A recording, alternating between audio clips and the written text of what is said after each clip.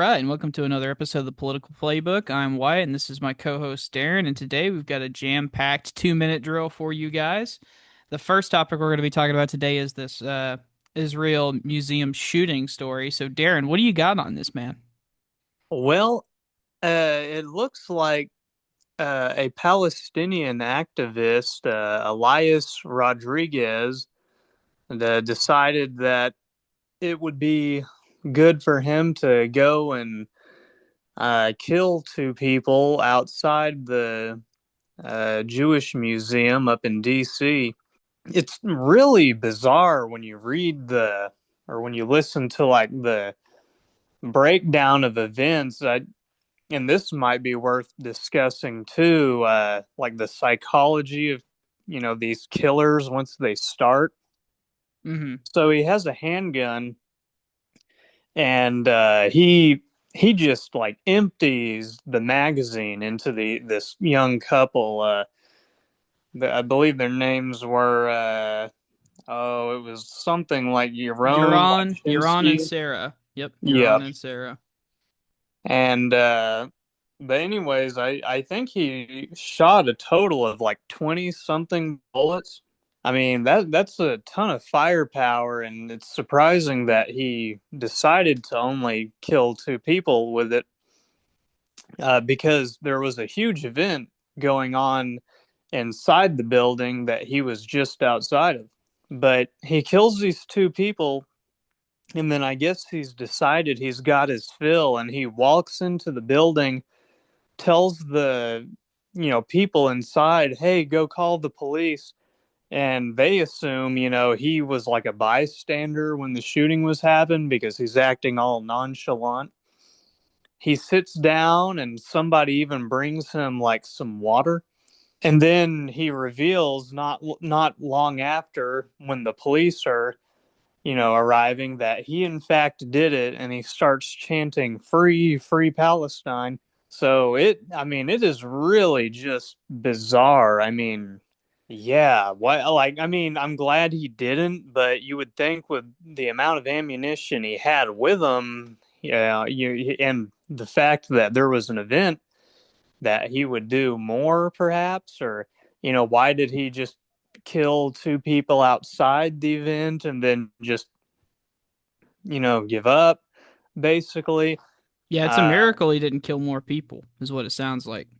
oh yeah, because from the stories I've heard, people handed him water. They had no idea that he was in fact the killer. So he totally could have, he had the element of surprise, he could have killed a ton of people. But I guess it kind of goes with our theme of more like political, this trend of political violence. Maybe it's not too, outside the mean, the average per year, but it feels like there's been a lot of it lately. But what are your kind of like first thoughts on it? Yeah, I mean, listen, it's an unfortunate truth that going forward, I think that the chances of political violence are going to go up. I mean, there's just no other way around it. And unfortunately, this poor young couple, they just got engaged or they just got married, something like that. Yeah, they And, were and they, about to be engaged in Israel, I believe. They were in fact that weekend, that was the plan. Gosh, and you know what's unfortunate is these two had absolutely nothing to do with the genocide that's going on over there. So this guy did a, harmful act of violence and, you know, ultimately solves nothing. And the idea that these people, these cowards, are doing anything to further any sort of cause in, coalition with Palestine, they're just morons. I mean, this is unbelievable thinking to think that this little act of stupidity and cowardice is going to do anything but hold your agenda back. And not just your agenda back, hold back. I mean, because they're already demonizing Palestinian people, right, who have done nothing wrong. And then they go, well, your side is just as crazy. And then bam, shit like this happens and Oh yeah. it does nothing but hurt the cause. And I've been saying for a while that political violence is only going to increase, and it's unfortunate, but that's just the way I see it. And I think that these cowards should be stopped. I don't know how else to put it. Um, Yeah, and it really came at a really, terrible time for it. If you're Elias Rodriguez and you claim to be a champion for the Palestinian cause, well, there are talks with Iran that are ongoing right now, and and basically the Palestine issue kind of, at the crux of all of it, essentially. So why would you do something that could basically end up, derailing talks? It's just, mind-boggling, and it's led some more conspiratorial minded people to be like, oh, it was a false flag. He was prompted to do this by the Mossad or something so that, talks with Iran would get derailed. And I don't know. I think that I'm not, uh, I think Occam's I don't buy that razor. for a second here, man. That's just ridiculous. Leave that stuff for Twitter. You know what I mean?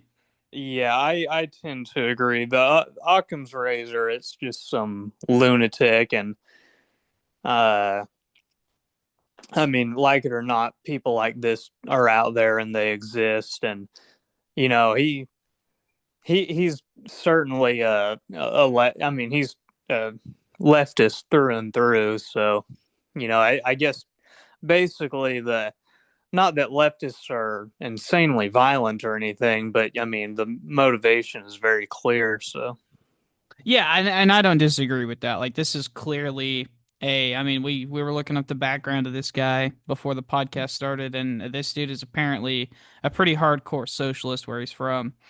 And oh like yeah, yeah, there's no denying that his political ideology is what fueled this. I mean, he was caught in the official police report. I mean, he basically confesses. He says, "I did it for Palestine. I did it for Gaza." That's his words. You know what I mean? And that doesn't mean that it's any less of a genocide, right? But it does mean that like there is like a willingness to be okay with political violence, at least on this issue, you know? oh yeah, yeah, and I mean, not obviously, no, it's not justified in any case, but when something so extreme is going on, it almost seems almost inevitable that some kind of like, backlight, just some lunatic, that there'd be some backlash where a lunatic would take matters into their own hands. And in this case, the destruction was external rather than internal, like with the case of Aaron Bushnell. Like, oh, was that early 2024 or like late 2023 when that happened? I couldn't tell you. Couldn't tell you. Yeah, well, that Aaron Bushnell guy, for our viewers, he was the guy who set himself on fire and killed himself in The front Air of the. Force guy? Yeah, you're okay. You're right. I know who you're talking about, right? Oh yeah, yeah, yeah, and yeah, he was in the military, and he, chanted "Free Palestine" while on fire. Now, especially since we're on YouTube, I'm not gonna say I support that either, and I. But at least with that, he was making a statement. It was kind of heroic in a way. I mean, I don't encourage anyone to go out there and kill themselves, but it's not like he killed someone else. He was a willing participant in it. So there's, some honor, some bravery, and there's quite a bit of bravery in that. So, whether you disagree or not with the intention, but yeah. Right, yeah, and I would never advise that anyone go do anything like that, but it's sort of like, the monks during the Vietnam War. They lit themselves on fire too. And it's as about as peaceful as protest as you can do while still like basically putting it as crystal clear as possible that you do not support what is currently happening. You know what Oh I yeah. mean? Like and none of it that's infinitely better. than taking the lives, like I said, of two innocent people who had nothing to do with what's going on over there. They don't have a damn thing to do with it. Oh yeah, it was. I mean, this was horrible optics for the pro-Palestine movement, and honestly, I was really fearing that there would be some kind of like crackdown, in the aftermath. Like, and we have yet to see. Maybe there will be. I don't know. It's totally still possible. Nothing has happened quite yet, but maybe there'll be some crackdown of like left wing protests going forward, or maybe Trump will try and institute Project Esther like fully or something crazy like that. It's plausible. So, this guy was really playing with fire with his with his own movement being at stake by doing this, and just bad optics and bad in general all around. Yeah, well, the part that gets it for me is that like there's nothing. So like even let's pretend like let's throw all like the psychopath stuff aside, right? You decide you're gonna do this to better your cause, okay? But the people you're gonna choose, like they have no power whatsoever to change the. This is pure like vengeance. You know what I mean? Like revenge. This has nothing to do with justice. This has nothing to do with some like heightened ability to further your cause. I just cannot get over the lack of like thinking that went into this and the cowardice behind it. You know what I mean? Oh yeah, because he shot them in the back. Is the other thing based on the Right. report. So it's not like he could even look at them in the face and do it. Yeah. Well, I mean, the dude is definitely gonna, see his day in court. I mean, they pretty much know for sure it's already this guy. They wouldn't even let him enter a plea deal because they're still adding charges. So Yeah. the dude is definitely facing murder charges, murder of foreign officials. There's going to be a million federal charges. This dude will spend the rest of his life in a 4x6 cell trying to hope, that, maybe he'll get out on good behavior by the time he's 95. Oh yeah. Just absolute. Threw his life away for nothing. So, but I don't feel sorry for him. He's obviously some psycho. It'd probably be best that we just killed him. The Easy. state, well, the state kills him, executes him, the death penalty, not us, not the citizens. Well, I will you know say I because am that's bad for YouTube. But when the right. government does it, that's Right. okay for Suddenly it's YouTube. fine. Right, right. Yeah. Well, honestly, like in principle, I'm against the death penalty, but this is one of those scenarios where it's like, the dude deserves it, but like, I just, I'm not gonna give the Yeah. government that kind of power. But if that's what they seek, then that's what they seek, because this is absolutely domestic terrorism. Like, there's no really getting around that, right?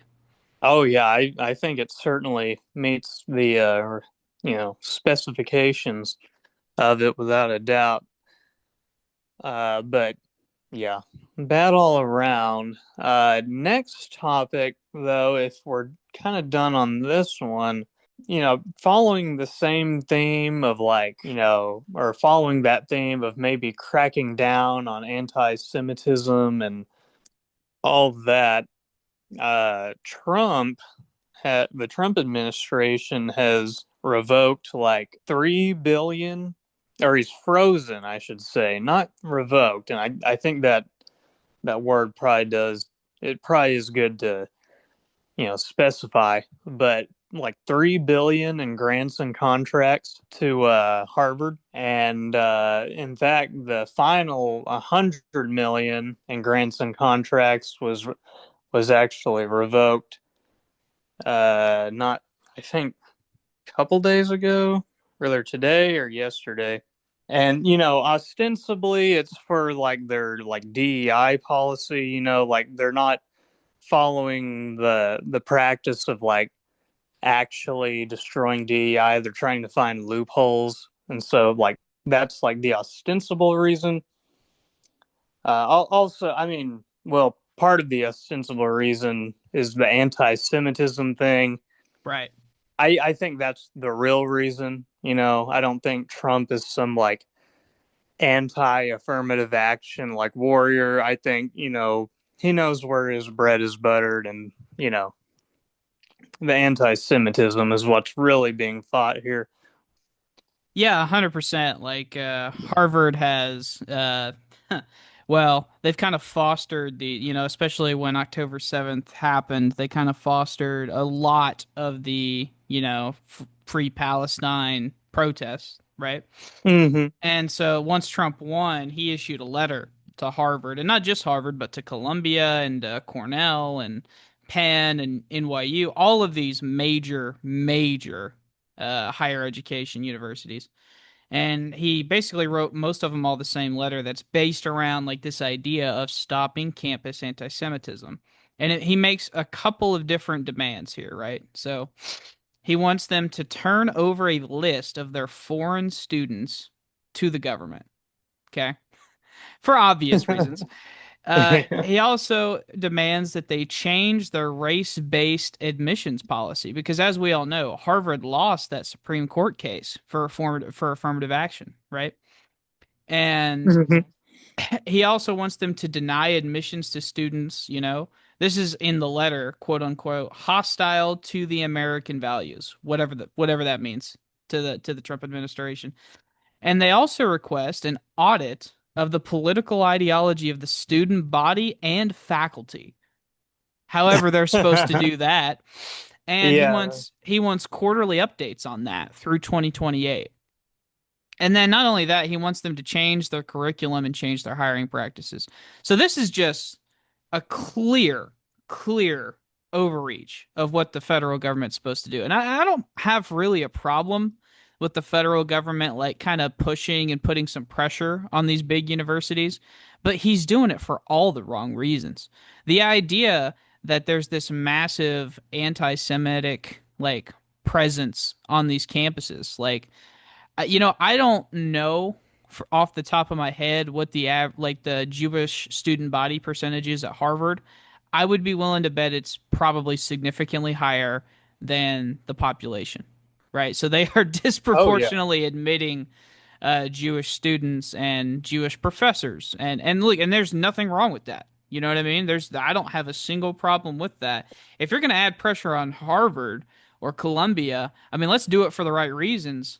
But have you seen some of this punitive stuff that they're doing as a result of Harvard's rejection of these demands?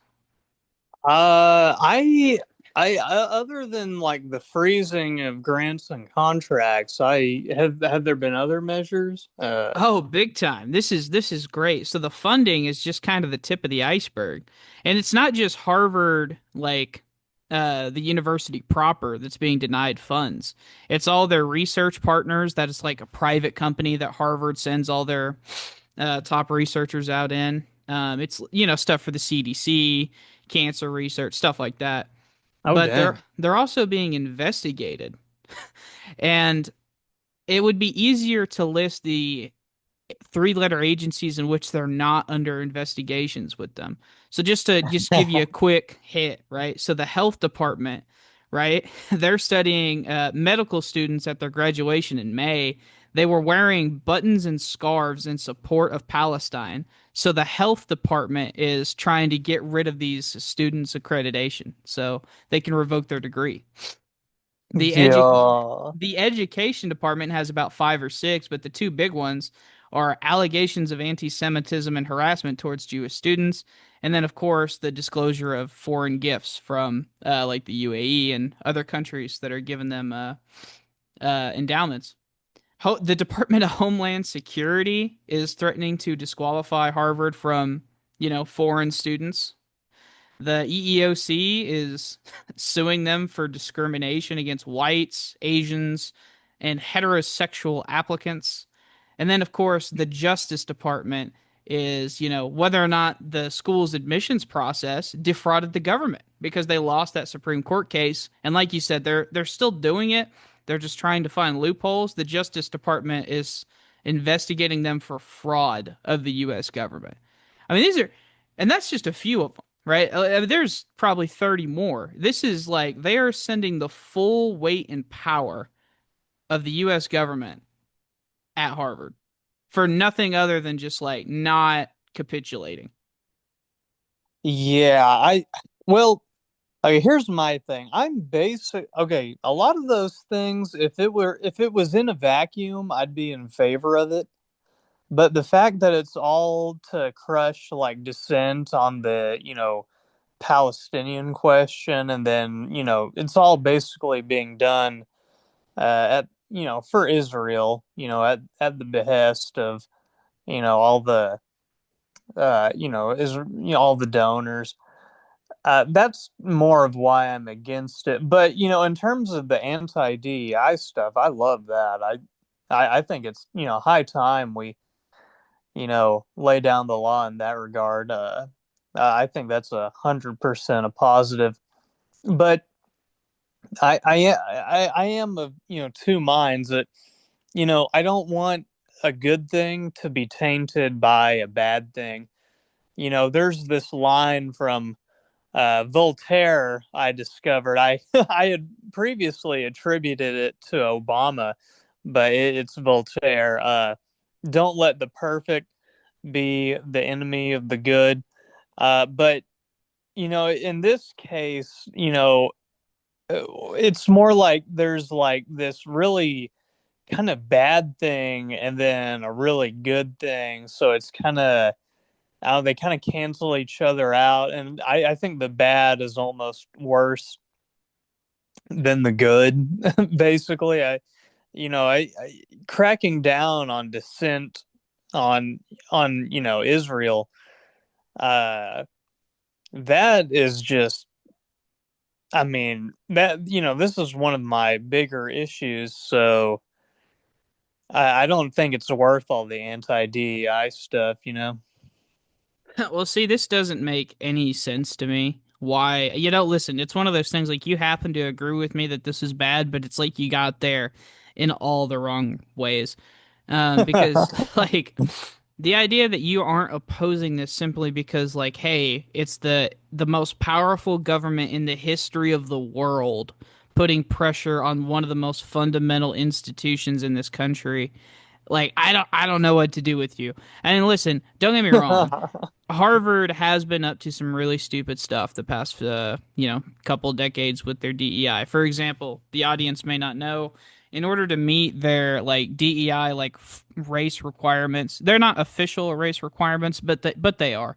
And so what they would do is they would take, all the top pools in America, and then they would basically, like they'd go get rich black kids in America and rich black kids in Nigeria and rich black kids in South Africa, and they'd pull them all to America to mingle with rich white kids in America and rich Asian kids from China. So it's basically just a hedge fund of networking and all of that. Like there was no the idea behind DEI was that you would get poor white kids, poor black kids, and you'd give them more opportunities to get into Harvard. That is sort of the idea. It's not what happened, right? So putting pressure on Harvard to do that, I mean, I'd be on board with that. I mean, who wouldn't, right? But like you said, putting pressure on Harvard just because, they're not capitulating to your anti-Semitic or your anti-Semitic agenda is bonkers to me. And I'm not even sure how legal it is, to be honest with you. Yeah, I'm certainly no law expert, legal expert. It could be illegal. I don't know if he can get away. I'm sure he can get away with it. So in that sense, may as well be legal. My thing with Harvard is though is that to flesh out more of why I'm okay with putting pressure on them.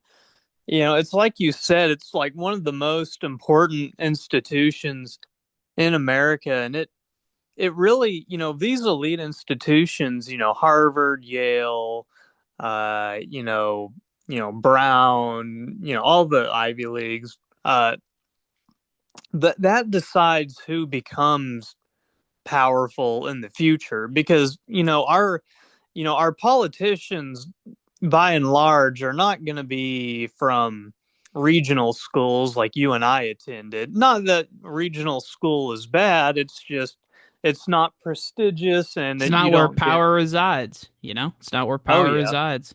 And so I think it's actually just like really to our detriment and to future generations of Americans' detriment that these DEI policies are enacted at these elite universities, because basically it means people that look like us are not going to be in power in the future, and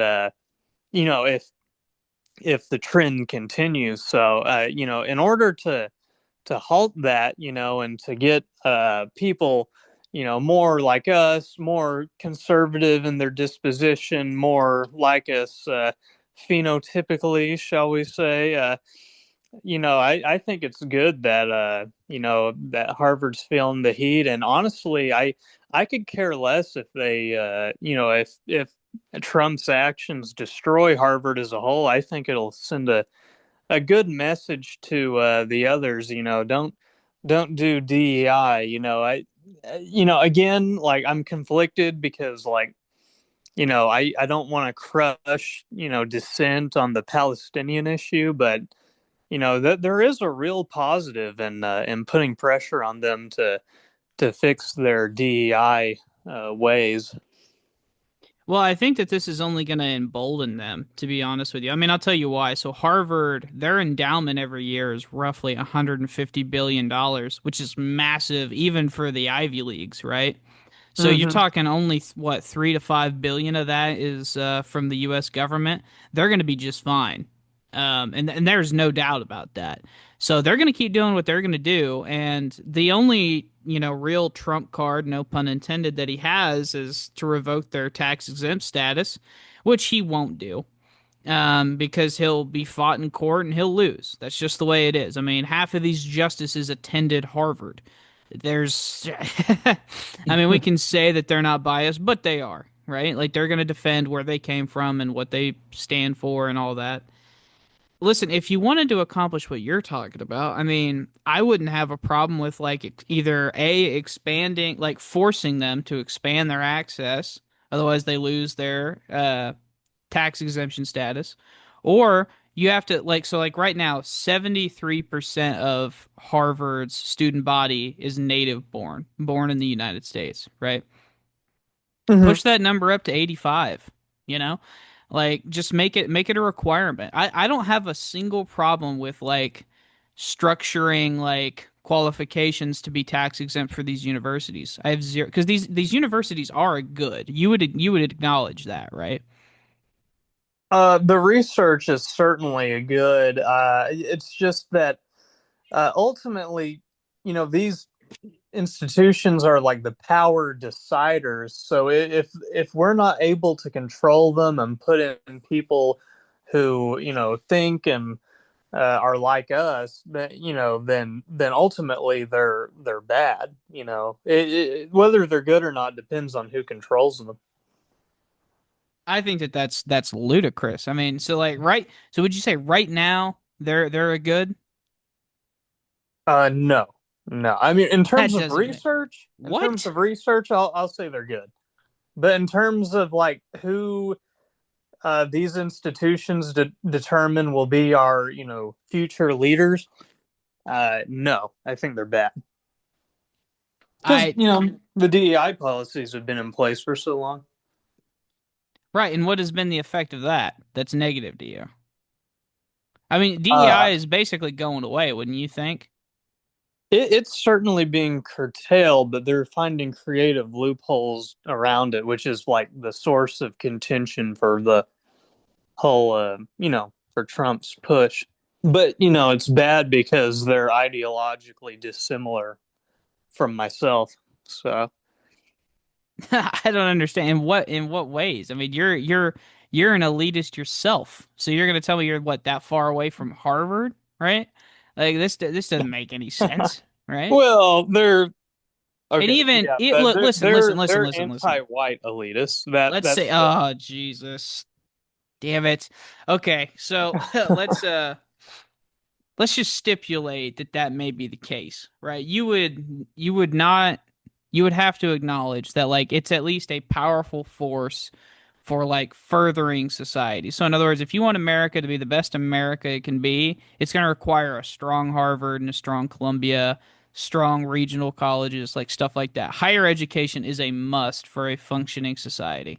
Oh, 100%. We need higher education. We need, the research. We should pour money into research, but we need to make sure the professor class is, on the same page ideologically. We've got to, we need to start, putting our hands in the bowl and, making, you know, directing things a little more closely because, if we want to construct the future of our dreams, then, we can't just let them, believe whatever they want. So so we're gonna what? Punish free thought and the what marketplace of ideas? I don't understand what you're telling me here. You're telling me that the universities are only good. And listen, to some extent, I see what you're saying, and I kind of agree. Like, if these universities were out there saying some out there ridiculous nonsense, that would be one thing, right? But overall, these universities are about mostly like how do we increase prosperity? How do we, research cancer? How do we develop innovation? In those respects, those are kind of what I'm talking about. I'm not really referencing the cultural or the race dynamic that you seem to be focused on because I view it as less relevant as as the innovation, the research, the like continuing of positive outcomes. But so in that sense, I'm full on like yes, these higher universities are a must for us. We have to defend them, and they have to defend themselves. Yeah, I mean, again, like the research, stuff like that, you know, it's hard to inject like, you know, this cultural nonsense into like when they're researching cancer, so that is not a chief concern of mine. It's just that, if you're an attendee of Harvard and Yale, you're far more likely than, someone like us, to become like a US House representative. You're more likely to be a senator. So it's very important that, we get into it, and I get that that's not free and that's I not got a like. quick question for you. Quick question for you. So is your concern or like one of your concerns, and this is just like a anecdote, like hypothetical. So you're worried that some dude is going to go to Harvard. He's going to be, let's just say influenced by the professors and the student body to be more inclusive, more DEI based, and then like whenever he goes into like the private industry and he becomes a manager and he becomes the CEO, whatever, he's going to have more like I guess left-wing cultural like business like culture. That's what your worry is? Absolutely, Or if he absolutely. becomes famous, he'll have more like inclusive like he'll use his podium to push more left-wing. That's your concern? Yeah, that's my fear. That is my fear. Oh, grow the fuck up. Grow the fuck. I mean, listen, you're Well, it's a allowed to have well-founded that. fear. It's a No, well-founded yeah, fear. listen, I get you, but I'm just saying maybe you're just gonna have to come up with some better ideas. That's all I'm saying? I think it's a great idea to control people. Yeah, that's a great idea. Yeah, I. Yeah, but you're using the stick here. You know what I mean? You're not swaying them with solid arguments and like genuine change of perspective. You're influencing them just by sheer force. Just well, pure force. well, And I'm not even saying that's always bad. I'm just saying that it's not is it even sustainable from your perspective? I don't think so. I think it's totally sustainable. I mean, just look at Not the in this issue. case, right? No, I think it is because look at the issue we discuss the most. Right. The Israel issue. I would say, for so long, and even now, the reason people are so pro-Israel is because dissent for the longest time has been, cordoned off. It hasn't been allowed. It's the reason people are so pro-Israel is because dissenting views haven't been allowed in the mainstream. But now, since the media has been democratized and everybody can see with their own two eyes what's really happening, people have become far less pro-Israel. So censorship, in this regard, and then using the stick, basically, You're it on the totally works. side. You're on the side of censorship here on this particular case of the stick. Well, I wouldn't call it. They're a No, hundred no, no. I'm just percent. using censorship as an example. I'm not necessarily pro censorship. What I'm saying, because I'm against the DEI policies. I'm against the DEI policies, and DEI is censorship neutral, basically. I guess. What doesn't make any sense to me is okay, so number one, strictly from like a plus minus perspective, this like from Trump's perspective, there is no losing here, right? There is zero risk to attacking Harvard.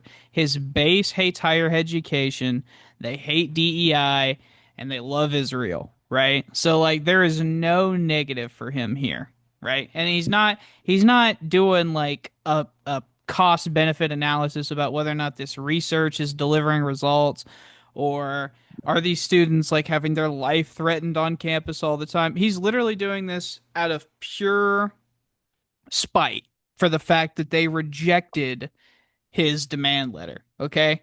It's like you can't think that that's healthy, right? Like there's no way you think that that's a good thing. That behavior of pure like spite executive policy is a good thing. I think ultimately, if I had to rank like where it is, I would say ultimately with Trump doing it, and Trump specifically because he's incompetent. Uh, I think it is overall a negative.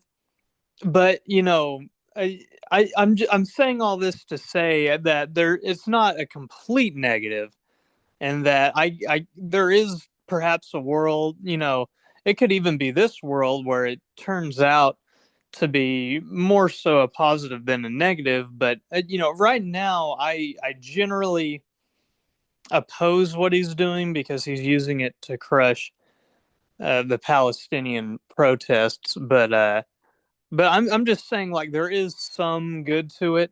And if it were someone more competent and someone who was just more intelligent, a better dictator, basically, than I'd be. And for who was doing it for the reasons I like, then I would be all for it. No, listen, I made it pretty clear at the start of this topic. I have zero problem with the concept of putting pressure on these universities to either, change direction, or like, hey, let's fix something here, or like let's make this more of a focus. I don't really have a problem with that, right? My problem is like in this specific instance, it has nothing. He's disingenuous in the fact that he's trying to attack DEI and he's trying to attack anti-Semitism, right? There's no way he gives a single fuck about either one. Okay. Well, I think he genuinely is trying to crack down on anti-Semitism. That, to him, and I believe he views it, being anti-Israel is essentially anti-Semitism to him, and that's how the people around him view it, and that's how he views it. So I do believe that at least So in in his that own regard, way, he's attacking it.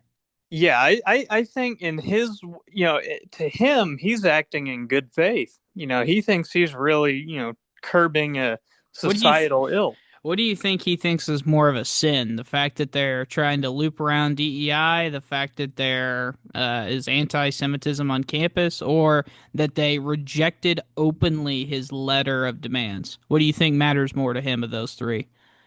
Probably the personal, but I think the anti-Semitism really matters to him. He's, Jared Kushner's his son-in-law. He's mingled with Jews his whole life. I think he's a very philo-Semitic person. I think Trump is a lover of the Jews.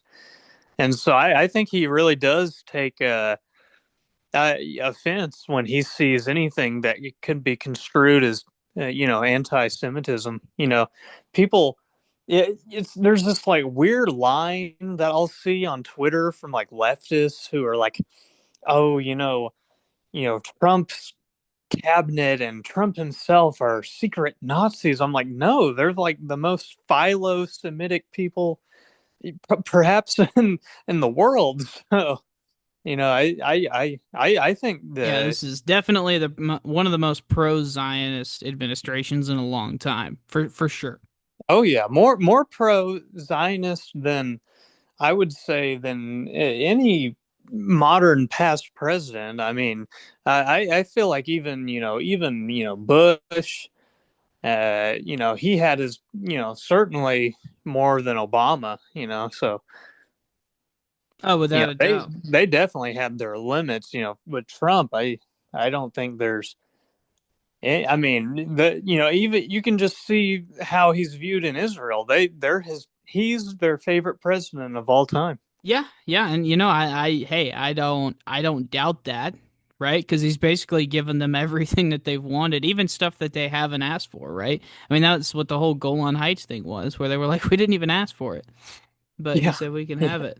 Um, yeah. Moving the embassy to Jerusalem, that one too, yeah. that was like just huge for them. So they love the guy, and he gives them everything they want. So why wouldn't they? Yeah, yeah, I don't. You're not gonna get an argument from me there, to be honest with you. Um, I was listening to this Pete Buttigieg clip about this Harvard situation. The second thing that I think is really important is we're not talking about some clear-eyed analytical assessment of the value we're getting for contracts. I would be on board with that, right? If you're saying like, look, we're funding all this research, but we need to be more rigorous about how much of that research is actually getting results. I think that makes total sense. But of course, this isn't happening because of anything related to benefiting the American taxpayer. This is happening because of politics.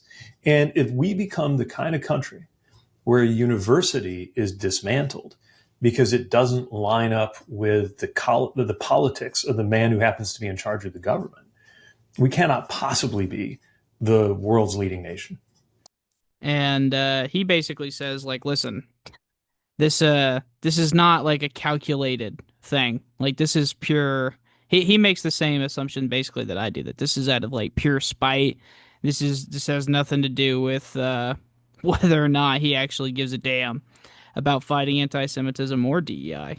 Because if that were true, then he would be attacking the other institutions. He would be attacking the other universities to the same degree, and he's just not.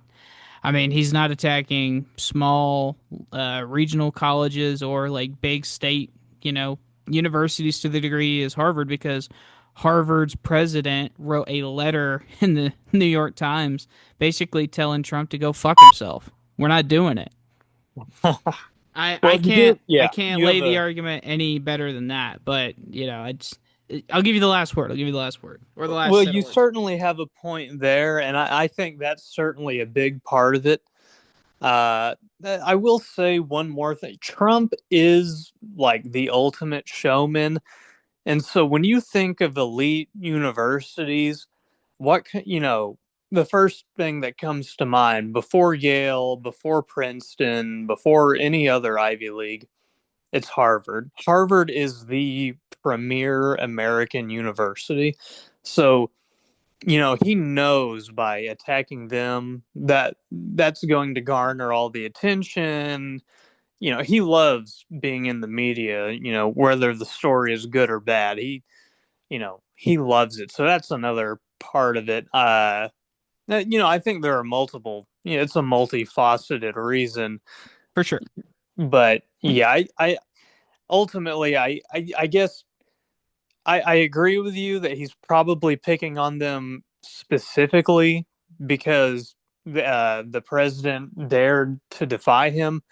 But I do think, I guess what I was pushing back on earlier is like this conception that Trump doesn't care about anti-Semitism. I think Trump cares deeply about it. I think he really does care for the Jews. So That I guess that was my thing that I wanted to stress. Gotcha. Okay. Well, hey, listen, maybe he is genuine on it, but I don't see Trump as somebody who focuses on anything bigger than himself.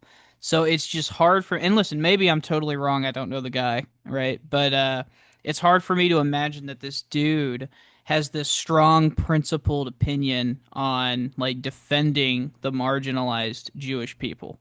It's just super because to be of such thought would require that you can, believe in something bigger than yourself, and I literally don't know if he's capable of that. The only reason I think he does anything is either self-enrichment or self-glorification, which maybe that somehow could tie into this. Maybe there's an angle there for that. Listen, I'm just saying I see where you're coming from now. I just don't buy it.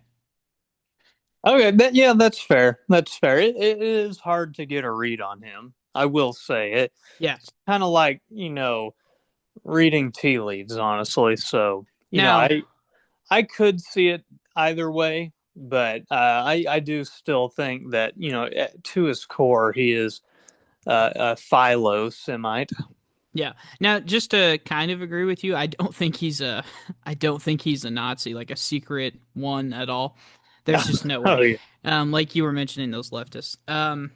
But moving on, let's cover NPR really quick. Yes, Um, yes. okay, so Trump signs an executive order a while ago, and basically the goal of it is to end federal funding for pretty much everything public broadcasting. This includes NPR and PBS, right? So Mhm. finally, and his whole reasoning is that, like, look, the whole reason we fund you guys is because you're supposed to bring some sort of benefit to the taxpayer or the State Department, like, for example, Radio Free Asia during Vietnam and now China. They blast American propaganda through all the way through Southeast Asia constantly. Like that's, one of the many things that they do. Um Now he is arguing that, PBS and NPR are too one-sided and they no longer bring a material benefit to the taxpayer. So we're going to defund them. And obviously NPR sues them back or sues them and says this is clear, uh what's the word? When you oh gosh, Oh shoot. I'm sorry. I'm not being of much assistance. Overreach, would you call it, or is there a more no, specific word? like when you fire somebody because they pissed you off, what would that be? Like not wrongful termination, but like Oh, vengeful or whatever. Um. Anyway, yeah, something's. I'm sure they're it'll come so to us. it's a violation of the First Amendment. That's what they sue him for, and basically they're like, look, this you're like discriminating on us specifically here. So like, what's the deal? And I just kind of want to get your take on it, like. Surely you don't think that there's like some principled stance he's taken here. Like, surely this is just like he's pissed off that they said some mean things about him, and now he's gonna gut the entire thing. Well, it's principled in the sense that his principle is that he's against those or who are against him. But it's not. It's certainly not principled in a free speech sort of way. Yeah. Look, I mean, it's one of those things. It's like, if I want to try and sound principled, I could say I'm against the defunding of NPR. But on the other hand, it is, state funded media and it does have a particular slant. Now, they have calmed down, I will say, because I've listened to them fairly recently. It doesn't seem to be anywhere near as hysterical as it used to be. I think, especially in the 2016 to 2020 era. So I'll Right. give them that.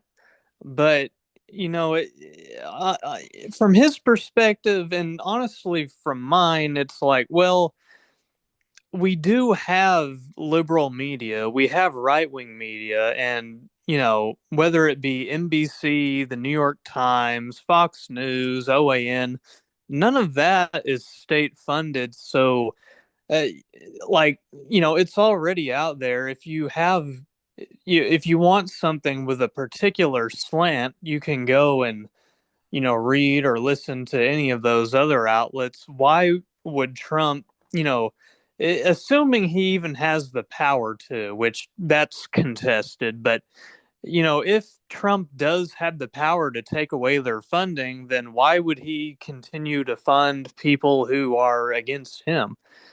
So I mean, on one hand, yeah, I see this free speech argument.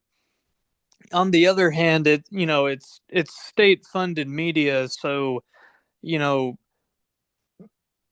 you would kind of hope that it wouldn't have such a glaring slant to it. And I get that Trump is just so beyond the pale that it's hard not to have a slant against him. But I mean, there was a period of time where NPR was really just honestly, it was pretty.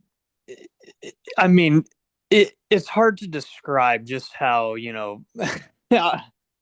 how liberal. I think they were probably more liberal than MSNBC at one point in time. So it was eye rollingly bad. So Yeah, uh, well, here's the thing, Darren. Even if that's the case, let's just go ahead and stipulate that they're borderline communist, right? Stripping their funding because you disagree with their political speech is like the textbook violation of the First Amendment. You know, it doesn't get any worse than that. Like you're telling me, and let me just say for the record, so they're not state run, right? They're state funded. yeah, Does that make yeah. sense? Okay, all right. Only 2% of NPR's budget comes from federal grants, right? And now for PBS, that number is all the way up to 15%. And the reason that it's such a low number is because obviously they don't want to be at the whim of the State Department, you know? But I mean this idea that like because they receive state funds as a media and news communication outlet that they can't show anything outside of the smallest Overton window you can think of, I think is a little silly, right? And it defies the entire spirit of the First Amendment. Even if it doesn't violate the the literal law of the First Amendment, there's no way it doesn't violate the spirit of it. Oh yeah, it certainly does. But I guess my thing was like, and I will say, I was not aware that it was only 2% of NPR's, but of their budget. I assumed it was far higher, like closer to half of their funding was, uh, you know, federal money. That was my assumption going in. So with that in mind, uh, I mean, well, I mean, honestly, though, my point still stands. It probably still stands even more. I mean, you know, what under what's the why does Trump have to fund them? I mean, assuming he has the power. It's appropriated by Congress. Yeah, see that's my thing. I'm not even sure he even has the right to revoke any funding of theirs, but assuming he does, for sake of, this particular argument, if they're against him, then why should he fund them? I mean, why would you be forced to pay for something that's against you? Yeah, God forbid. God forbid we ask the President of the United States to believe in the in the First Amendment in principle, even if it's against his own interest. God forbid we why do you that same argument can be used against these anti or these pro-Palestine like visa holders, right? That you so much want to defend, and you're telling me, well, they disagree with me, so why can't I just get rid of them? There's nothing illegal about it. I mean, that's the Well, same no, arguments you're using. I think it's different. Those are private citizens, they're going about their day. But if you know, Trump isn't like paying 2% of their salaries or whatever. If He allowed them to come to this country. What do you mean? That's way bigger than 2% of your budget. You know what I mean? Like the idea that well, we're going to let you even come so, live in the United States. the Get out of perfect here. the perfect analogy would be, what would be perfectly analogous would be if I were paying 2% of somebody. I was an employer and I was paying 2% of somebody's salary or whatever, or maybe I was a charitable donator, and then all of a sudden they come out and say, "Oh, that daring guy, he's a POS. I hate him." I'm like, "Whoa, what the heck?" Well, I'm not going to give you your 2% anymore. So, I think on that level, I think what Trump is doing is fine. There are other media outlets and they're not going away that The if you want the reason same.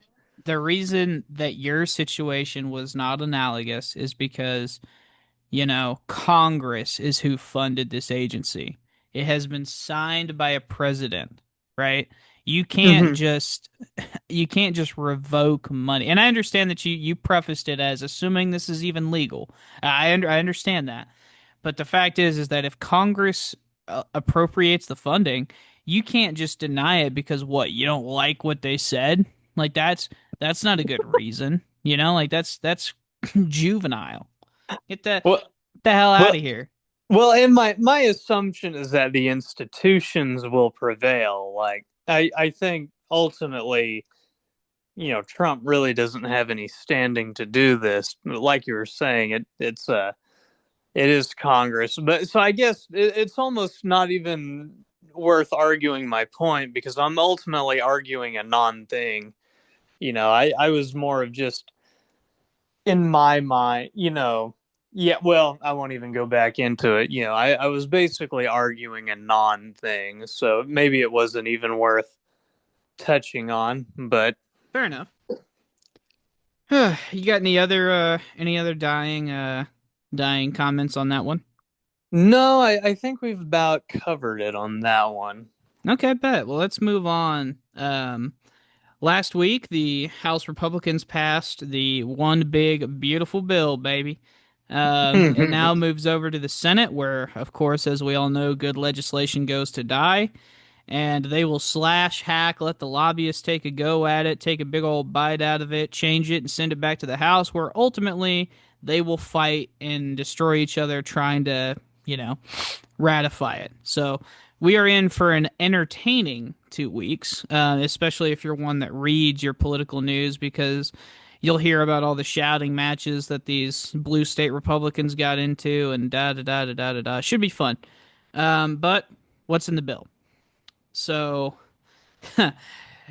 there's some speculation under this. So I'm sure you saw Thomas Massey got into it with the White House about whether or not this bill adds to the deficit. Did you know Caroline Leavitt in the White House claims that this is deficit neutral? Well, that's just ridiculous after hearing what's in it, but I'll let you go on. Yeah, I'll go ahead and I'll play the clip with Thomas Massey and Caroline. When the White House says this will not raise the deficit, what do you say to them? Nobody says that. The White House said that. Who is saying the White House said that. Is the president okay with this bill adding to the deficit? This bill does not add to the deficit. I mean, over here, the people in favor of this bill say that under the policies of this bill, we're going to add $20 trillion to debt over the next 10 years, which is $3.5 to $5 trillion more than would have been added otherwise. And that's just a fact.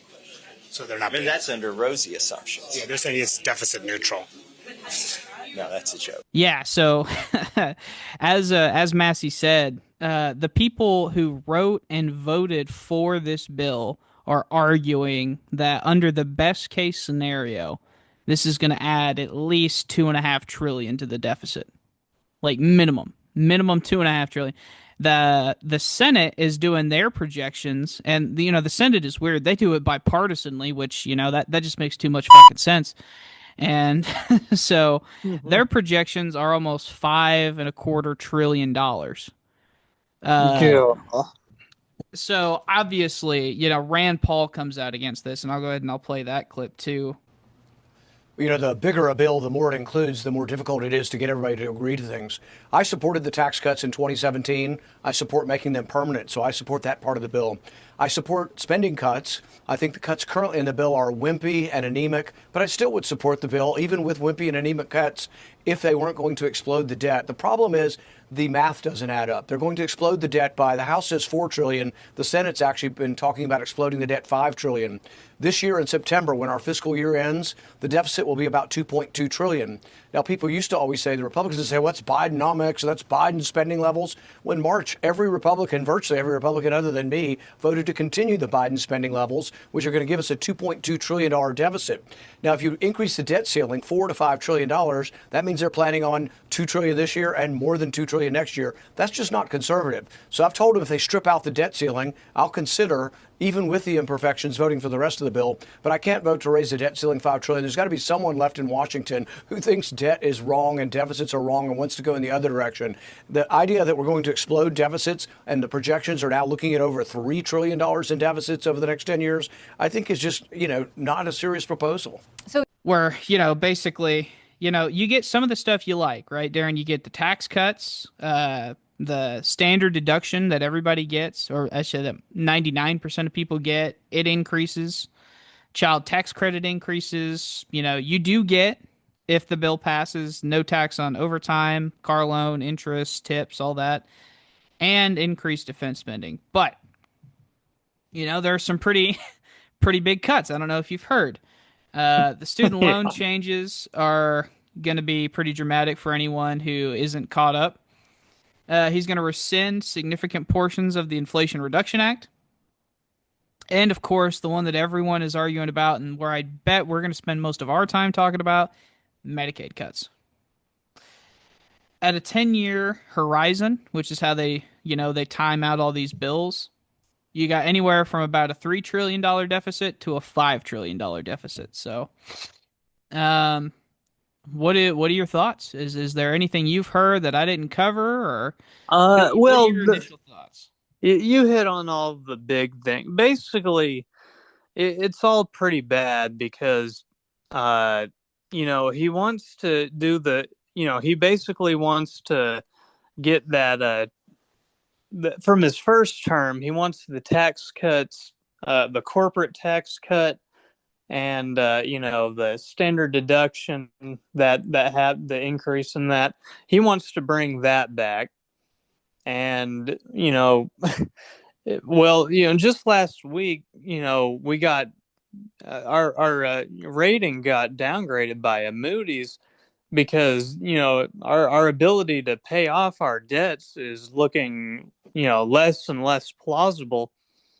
And so, if we're going to be bringing less revenue in, it just doesn't make any sense. Ultimately, we need to be taxed more, unfortunately. And as much as I liked, the Trump tax cut, because it does put a little more money in your pocket come tax season, but it's really not worth not being able to pay off the national debt. And I get that they're afraid of war with Iran and China, but we really can't afford to be spending all this much money on the they want $1 trillion yearly military budget. It's that's just ridiculous. And I don't know, it's pretty much all bad. And they want to slash Medicaid to get all this, to make it budget neutral or whatever, because this is they're doing this thing called budget reconciliation. That's how they're doing all this. And basically the deal with that is it has to not, it can't increase the deficit. It has to rather cut spending, or it has to bring in revenues, something along those lines. But I just fail to see how this bill could possibly do that without them Well, it's not. Basically fudging the numbers. So Yeah, it's definitely not, and I'll tell you why. They're raising the debt ceiling. Why would you raise the debt ceiling if you thought that at the end of the year that we were going to be budget neutral? oh yeah, exactly. I mean, it's just ridiculous, and you know it's just not what we need right now. And uh, on, honestly, I'm not happy about about it at all. I mean, I don't know if there's really anything good about it. I like that there's proposed they're gonna put like a lot of money in for the border and ICE, but ultimately, when push comes to shove and when they need to whittle this bill down, that's going to be the first stuff on the chopping block. Right. So, we're probably going to get another corporate tax cut, and there's probably going to be, some other stuff that I don't, the military, increased military spending, which we don't need right now. So ultimately, it's just going to be a terrible bill, and whenever its final form is manifested. So I don't know if there's really anything all that positive about it. Yeah, and listen, let me just go ahead and steal man it. So Mike Johnson had a pretty good clip with Jake Tapper, and I'll just go ahead and play that. So there are 5 different independent scores of this legislation. Every one of them says that it will increase the deficit somewhere between 3.3 and $4 trillion over the next 10 years. Now, I get you take issue with the Congressional Budget Office and that they don't have dynamic scoring, all this. But this is the emerging consensus among everyone analyzing. They say you're kicking, not only are you kicking the can down the road, but you're making the problem worse. You're adding to the debt. Well, I think that is dramatically overstated, and here's why. Those same groups can objectively see and acknowledge that this is the largest cut in spending in at least 30 years and arguably of all time. We're cutting over $1.5 trillion in federal spending while we check all the boxes and bring about a pro-growth economy. And the CBO has been panned because, as you said, they don't do dynamic scoring. What that means is they don't account for the growth that will be fostered by all the policies that are in this big piece of legislation. This is not theoretical, Jake. Just remember the last Trump administration. After the first 2 years, we brought about the greatest economy in the history of the world, not just the U.S. The growth was off the charts. It was an average of about 3% of growth in GDP. Why? Because we cut taxes and we cut regulations. We're doing the same thing this time around, but on steroids. This is a much larger package, a much more robust package with all these features that will really get the economy going, because wages will rise, job creators, entrepreneurs, risk takers will have more ability to expand their businesses.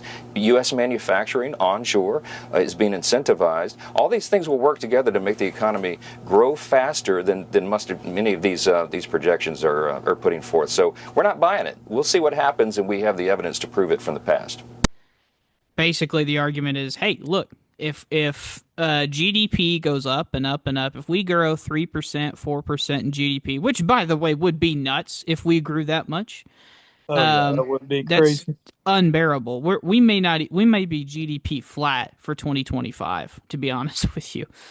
But let's assume that he's right. If GDP increases and the tax rate stays the same and the spending stays the same, then obviously your tax revenue is going to increase, right? Because it's a percentage of your GDP, right? Does that make sense?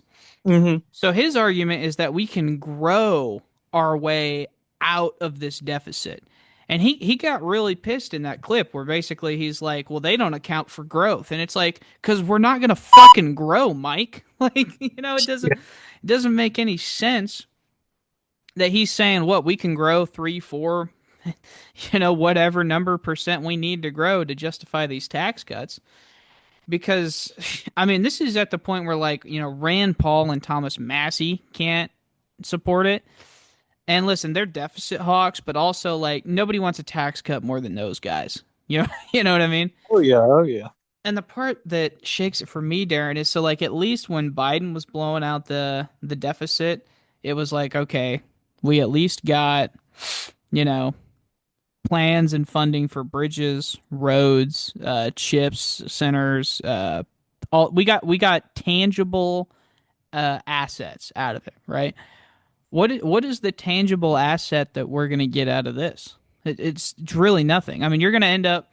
So just to, I mean, I'm going to put up a little picture right now on screen for the viewers to see. But basically, you're talking maximum. If you're the bottom 60% of this country, you're not going to see any material benefit at all. Once you take into account, like, your Medicaid and your SNAP cuts, right? So, I mean, we're all getting screwed here. The only people that are making out like a bandit is the top 40%, or specifically the top, like, 10% of the country. And like I said, for what? Like, what is the sell here? You know? I don't understand what we're supposed to take. I mean, every person alive from every political ideology has something about this bill that they hate and they can't stand. So that's why we should get rid of it. We should just not even entertain it.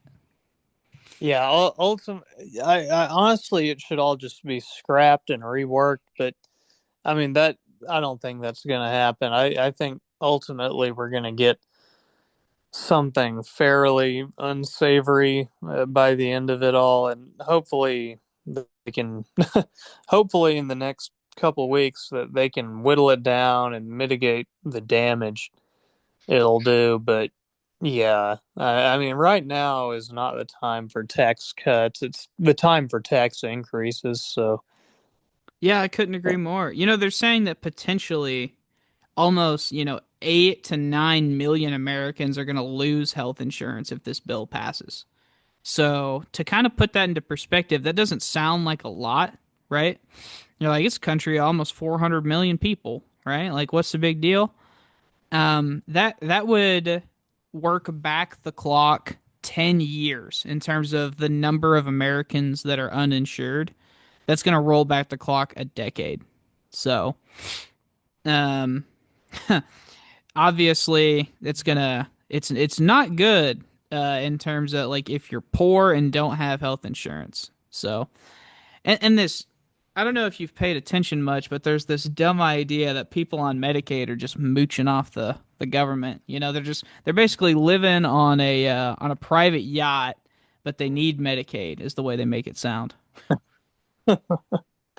no, they're pretty destitute for the most part. Yeah, they don't. If you're on Medicaid, yeah, you don't have much going for you. That's for sure. So Right. And you're certainly not in the upper echelon. right. It's none of this makes any sense. I mean, whether you're like a 19-year-old college student who doesn't have a job because you're going to school, or maybe you have a job and maybe you just have a job and it doesn't have health insurance, then, like, what are you supposed to do? I guess you're Oh just yeah. supposed to figure it out. Same old, same old. But um, the fact is that, like, yes, you are getting a tax cut. We are getting some spending cuts, but it's still going to add tremendously to the deficit.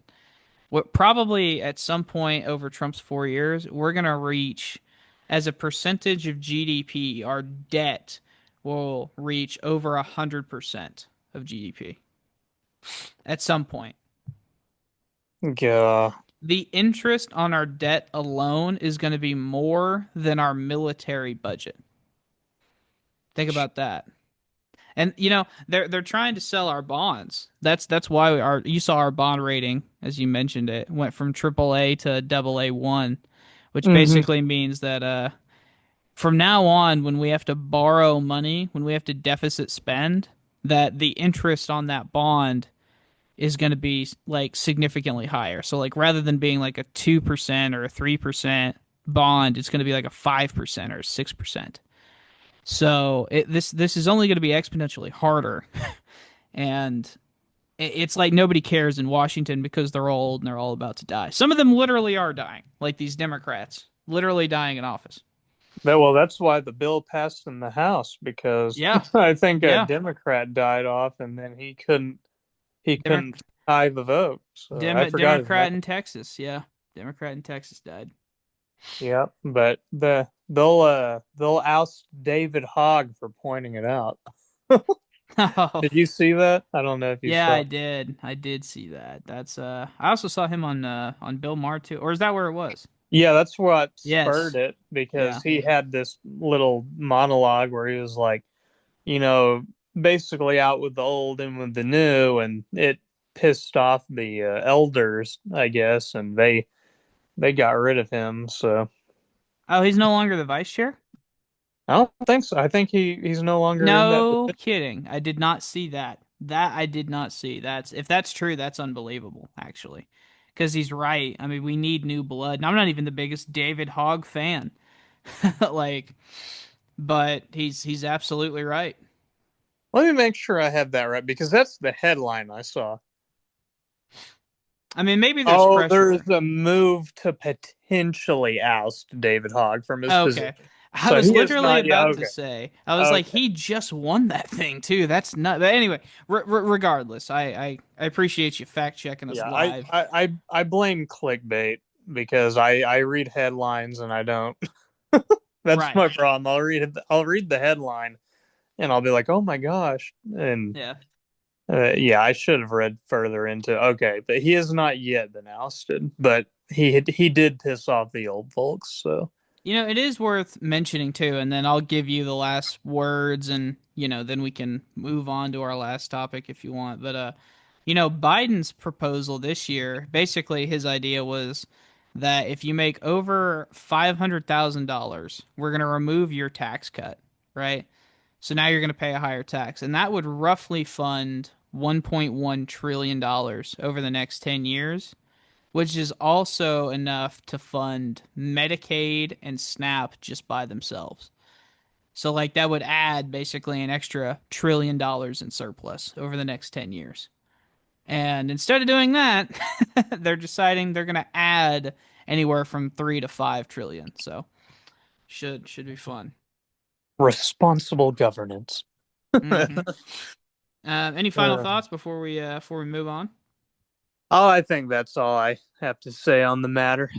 Okay, and this one will be more shooting the shit and BSing, but I just had to get your take. You heard about this crypto dinner that Trump had, right? Oh yeah, Or at least yeah. vaguely heard of it? Mm-hmm. Yeah. Yes. Gotcha. So for the audience, basically Trump launched this meme coin called, $Trump. And Melania also has one. And these coins have been selling like crazy. And I don't mean that in a small sense.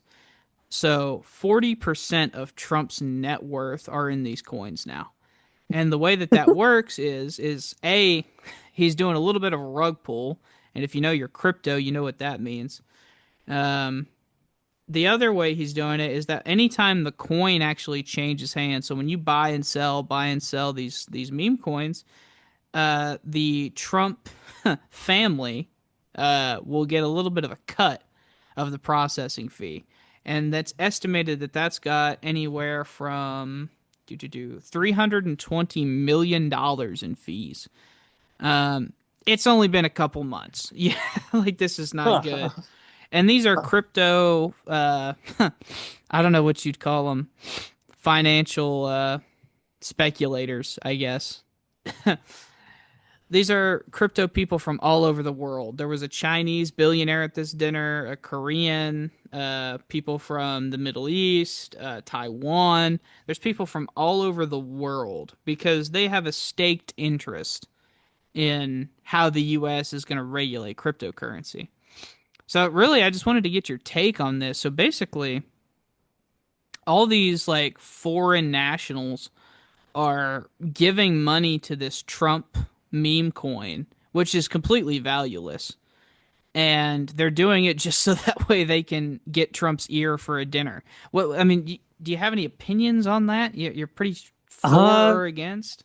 I can't even. Yeah, I can't defend this at all. Like, there's at least with some of the with some of our other topics tonight, there's been some positives that I'm willing to be generous about, but it's just naked corruption. And hey, Obi, sorry, my dog is like attacking the shit out of my cat here. All No, right. you're good. But yeah, there's nothing to defend here. I mean, I, I seen. I can't even steel man why it could be good. It's just bad. Yeah, they made Jimmy Carter sell his family peanut farm that has been in his family for however many generations once he got elected president because they were like, nope, can't be done. Sorry.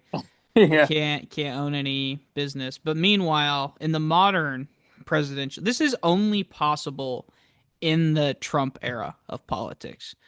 I mean, you cannot imagine a world where Biden or Bush or Obama or Clinton they're selling crypto to enrich themselves.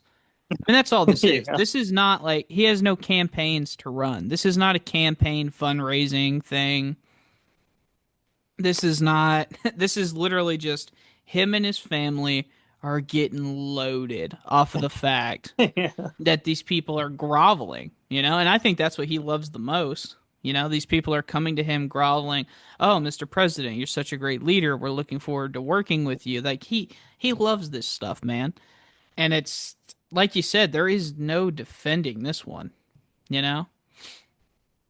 Oh yeah, and it's just. I mean, it's like you were saying.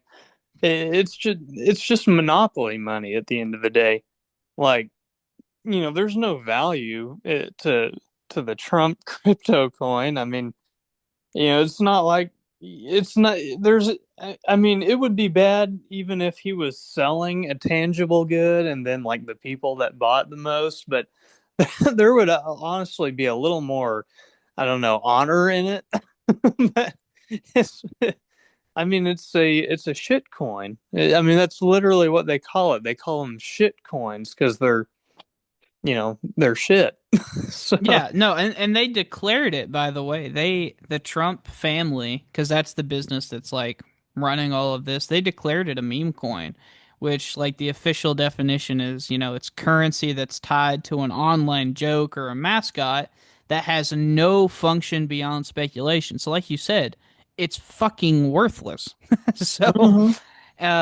and like so it's super just funny to me, and I hate to play whataboutism here, but like, they called the Bidens the Biden crime family because allegedly Joe Biden sold out the entire United States for like it was literally, Darren, it was 80 fucking grand. 80 grand he sold out the entire United. But meanwhile, Trump can make in 4 months $300 million, and there's no issue whatsoever. Not a nope, not an investigation, not even major news headlines for a week. I mean, this story is kind of sniffed in and out, in and out.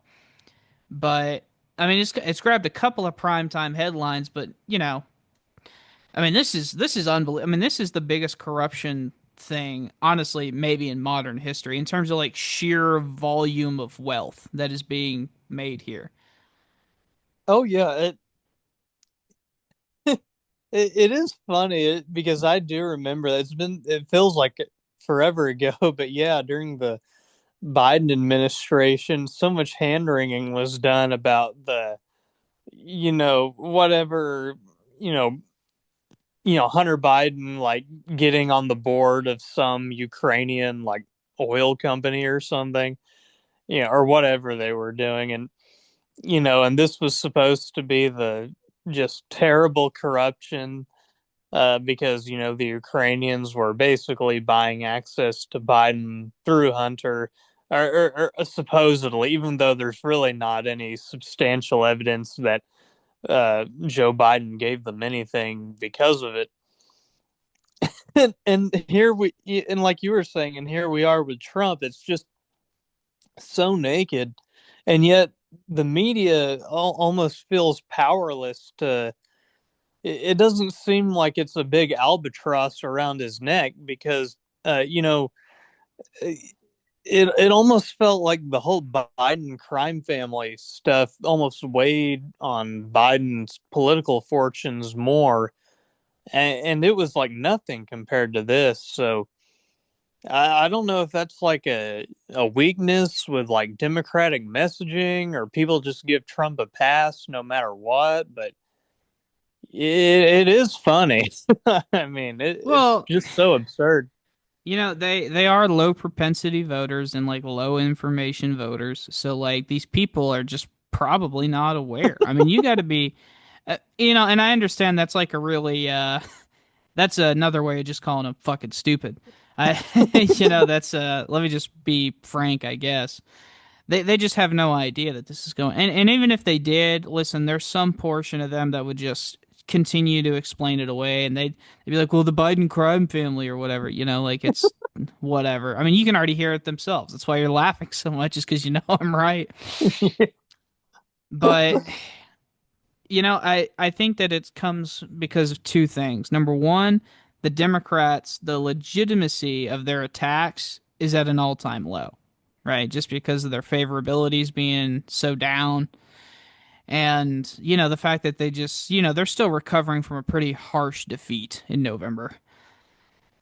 And the media, of course, nobody trusts them because, damn it, Darren, they got Trump derangement syndrome, man.